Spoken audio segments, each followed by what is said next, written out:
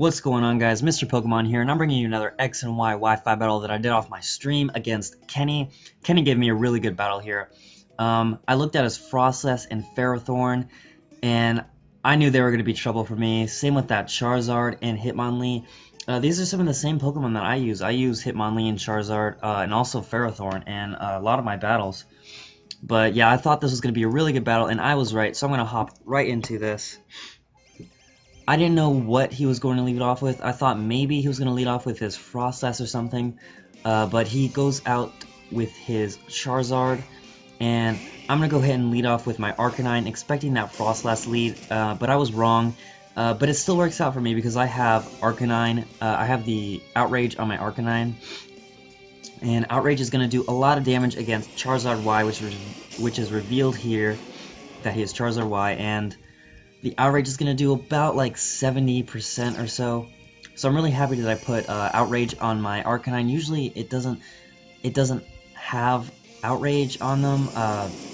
It's another move that goes there. I don't remember the move, but I decided to put Outrage on my Arcanine, and it paid off in the end. He goes for the Earthquake here.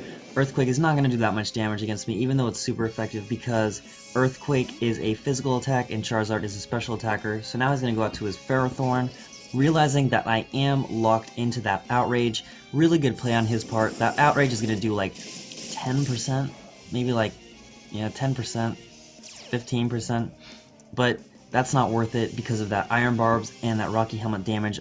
There really isn't anything I can do here except knock myself out, really, to the Iron Barbs and Rocky Helmet damage. So I'm going to go for an Outrage again. I have no choice. It's going to bring him down to like 60 HP. 60% HP, and he knows that I'm going to die to this residual damage here, so he's going to go for the Stealth Rocks. Really good play on his part. The Gyro Ball or the Leech Seed wouldn't have really done anything, really. So really good play on his part for the Stealth Rocks, because he knows that I have that Charizard, and I guess there really isn't any point in prolonging my Charizard's damage that he's going to do with these Stealth Rocks. So I just sent it out, and I was going to go for the Flamethrower. I knew that was going to kill that Ferrothorn. Should have predicted that switch out though.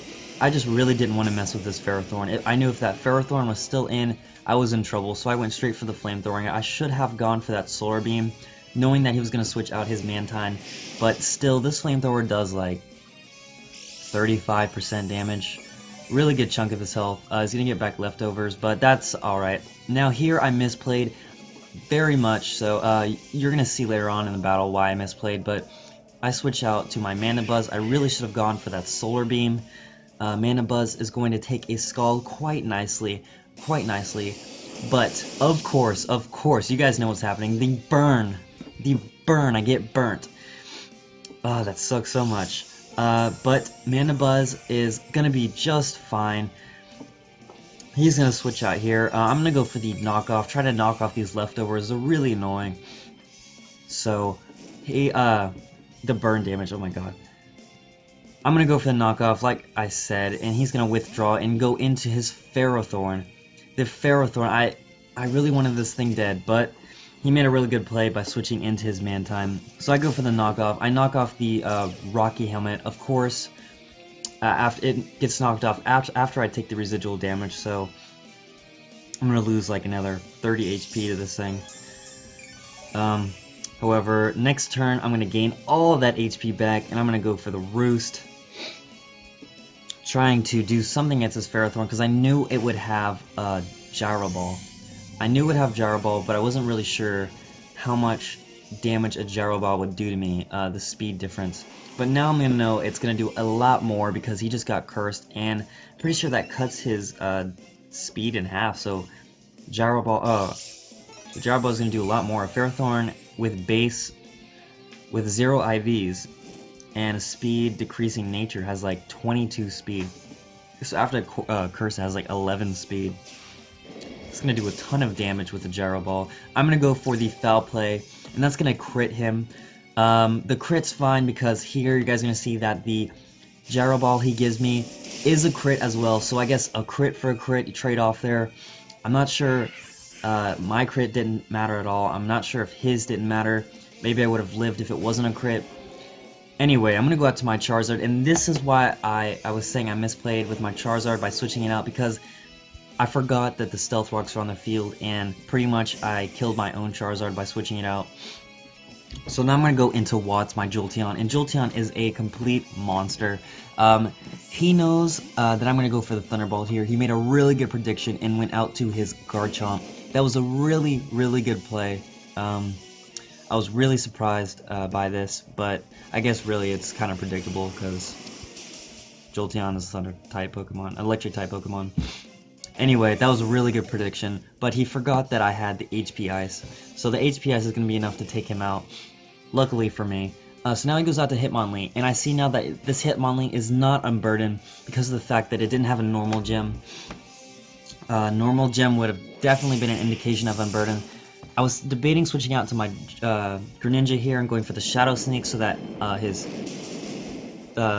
Fake Out wouldn't do anything, or his high jump kick wouldn't do anything after my Shadow Sneak, but I end up going for Thunderbolt. Thunderbolt does like 40%, and he's going to knock me out with an Earthquake the next turn.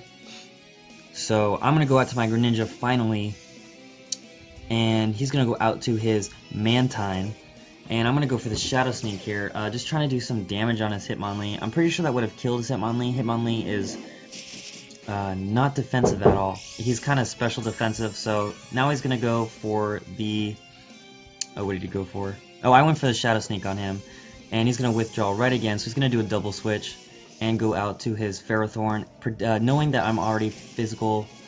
I'm going to physical Greninja, so the Power Up Punch is going to kill, but at the same time I'm going to take that Iron Barb's damage.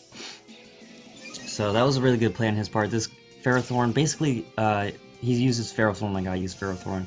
I switch in Ferrothorn to take physical attacks, pretty much, that's it. He's really tanky, really bulky, so he can take like tons and tons of physical hits and special hits. So yeah, that's the best way, in my opinion, to use Ferrothorn. Just tank hits the entire battle. So now he's gonna go out to his Hitmonlee after I get the boost from the Power Up Punch, and my Shadow Sneak's gonna be enough to take him out. And now he's gonna go out to his Mantine, and I'm gonna go for the Acrobatics here. I wasn't sure if, because I'm Focus Sash Greninja, I wasn't sure if my Focus Sash would give me, if I lost some residual health to residual damage, but I didn't go down to 1 HP. I wasn't sure if my Acrobatics would be doubled, but it doesn't matter. I end up killing his Mantine anyways, and he's gonna go out into his Frostlass, and I misplayed. I go for the Power Up Punch, completely forgetting that Frostlass is not affected by it. And that's, you guys are going to see that plays a huge part in this battle in deciding the winner. I'm just going to go for the Shadow Sneak next turn, and it brings him down to like 1 HP. He's not Focus Sashed, but it brings him down to 1 HP. So really unlucky for me. I think maybe that was like, maybe I didn't get max damage or something. It would have mattered. But anyways, that Power Punch really mattered. Now I'm going to go to Karate Master Sandy, and he's going to hit me up with that Ice Beam. But it doesn't matter. Hitmonlee's not even that bulky. I don't know. I guess his Frostlass is just really not special attack invested. So I'm going to go for that Stone Edge, and Stone Edge is going to be enough to knock out the Frostlass, of course. I'm really glad this thing actually hit with the Stone Edge. That would have been really terrible. That would have made this battle even worse. So now he's going to go out to his Charizard, and this is the 1v1 right here. Of course, I don't have the Unburden boost right now. I couldn't even get the Unburden burst if I wanted to, because Fake Out doesn't work after the first turn. So he's going to be able to take me out with a Heat Wave.